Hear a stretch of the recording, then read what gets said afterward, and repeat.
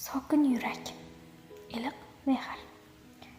Javohir uyalibgina "Voy, og'riyapti" deb qo'ygan edi xolos. Men ham badanim baland, yelkam keng, qo'llarim kuchli edi.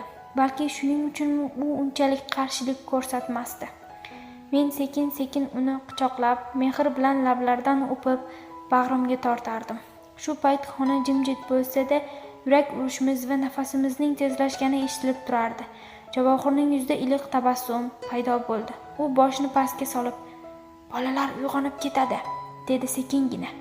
Shunda men uning qo'lidan ushlab xonamga yurgizib bordim.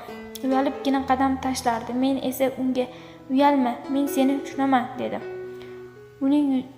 Uning joyiga ehtiyot bilan o'tkazdim. So'ng uning yuziga qarab, "O'zingizni qiynamang, men sizni hurmat qilaman", deb pichirlab qulog'iga aytdim. U sekin boshini ko'tardi. Ko'zda yosh bilan aralash jilmaydi. Men esa unga mehr bilan yaqinlashdim. Shu damda yurak urishimiz tezlashdi, nafaslarimiz og'irlashdi. Javohir ixtirosini yashirmasdan yuzini kaftlari bilan yopib, "Uf, iltimos, sekin", dedi. Men unga zarar bermaslikka harakat qildim. Uni bag'rimga bosib o'pdim. Shu tariqa u asta bo'shashdi va uyalishni yo'qotdi. Xonada sokinlik bilan birga ikki qalbning birlashgan ovozi eshitilib turardi. Ularning qo'llari mening yelkamga ilinar, u mehr bilan boshini ko'ksimga qo'yar, ko'zlarini yumgancha sokin nafas olar edi. Biz shu paytda faqat mehrni his qilardik. Qalbimiz bir-birimizga iliq tuyular. Shu tariqa uni asrab, uning ko'zlariga qarab, uni qadrlab, mehr bilan quchoqlab turardim. Bir kun u yonimga keldi. Ko'zda uyat bilan aralash ishonch, yuzida esa mayin tabassum bor edi. Yengil shamol uning sochlarini o'ynatar, u esa asta qo'llarini yig'ib jimgina turardi. Uning yurak urishlarini sezgandek bo'ldimu u esa sekin, "Yonimda bo'lishingni istayman", dedi. Men unga qarab jilmaydim. "Har doim yoningdaman, jonim", dedim. U shu so'zlarni eshitganda yuziga sokin tabassum paydo bo'lib, nafas olishimiz bir maromda uyg'unlashdi. Shunda his qildim, ba'zida eng sokin so'zlar ham yurakdagi eng baland tuyg'ulardan dalolat beradi. U qo'llarini cho'zdi. Men esa uning qo'llarini iliq ushlab bag'rimga tortdim. Ko'zlarimiz to'qnashgan damda u asta boshini egib, "Men tushunmayman, nega yuragim bunchalik tez uryapti", deb kulimsirab. Men unga mehr bilan, "Chunki sevgi jim turmaydi, u yurakni uyg'otadi", dedim.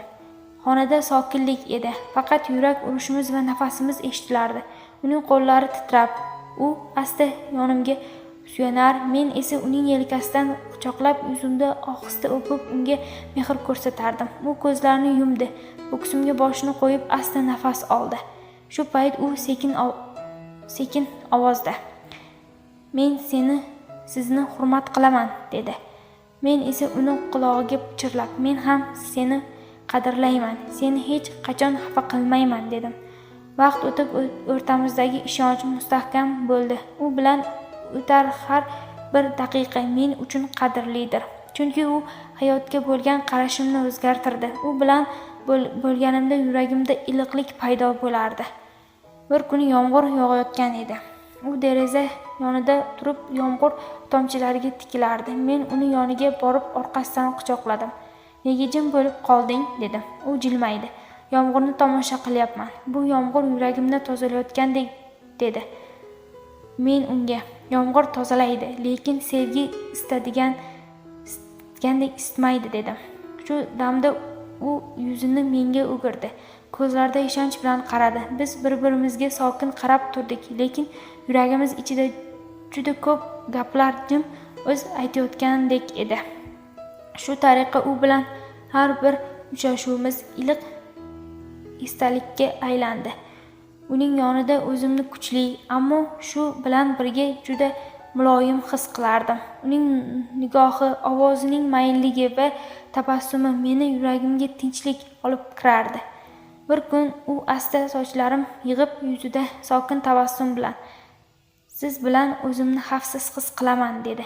Men esa uni quchoqlab yuzidan yuziga qaradim va seni asrash men uchun sharaf dedim.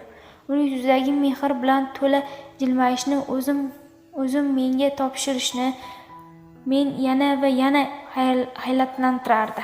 Sevgi so'zsiz ham tushunilarkan, chunki yurak gapiradi. Aziz do'stlarim, bugungi hikoyamiz shu yerda nihoyasiga yetadi. Bu hikoyada sizga shuni aytmoqchi edim. Sevgi bu kimningdir hurmat bilan asrash, uni tushunish va uni quchoqlaganda unga tinchlik baxsh etishdir. Agar ushbu hikoya sizni yuragingizga iliq bo'lib tegsa, videoga like bosib qo'ying. Anor.uz kanaliga obuna bo'ling va izohlarda fikrlaringizni qoldiring. Sizni yana yangi hikoyalarda kutib qolaman. Sog' va omon bo'ling.